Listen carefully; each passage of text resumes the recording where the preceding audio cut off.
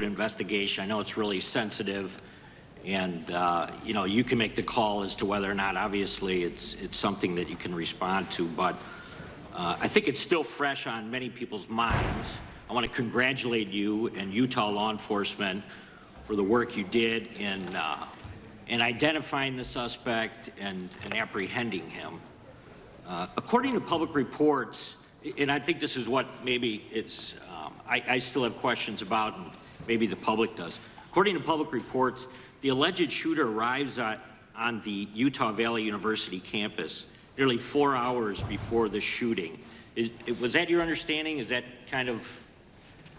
I'll let the public reports reflect themselves. I don't have the exact timeline. Okay. So we don't have any idea kind of his prep or how he set up or how he utilized that time when he first showed up on campus? All of those are being currently investigated through our cell phone analysis and through our witness interviews, and the state of Utah has now announced charges seeking the death penalty against his suspects, so we're a little limited in what we can continue to say. Sure, I understand.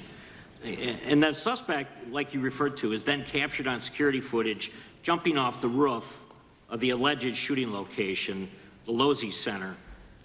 Do we have any idea how the suspect got up on the roof in the first place? I think for members of Congress, especially after Butler in Pennsylvania, it's just unimaginable that there could be some type of security breakdown prior to an event of that size where somebody could access a rooftop. So not commenting on the case, but having gone to the crime scene and walked the steps that we believe were taken, the roof was actually readily accessible through an exterior stairwell, so anyone could have gotten on it. Okay, okay. The suspect flees on foot to kind of this wooded area where he drops the rifle, wraps it in a towel, and then proceeds to his staged vehicle and basically drives home. So do we have any idea what the towel was about? Was it used later to identify a place where the firearm was left, or...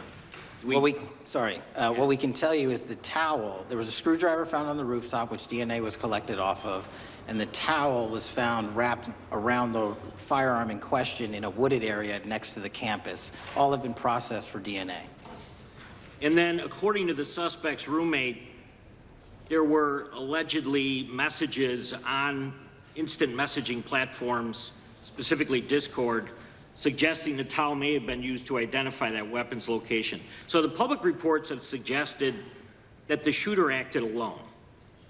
Do we still believe that that's true? Do we have any idea as to whether or not those Discord messages led us to believe that the shooter may have had help in any way or assistance?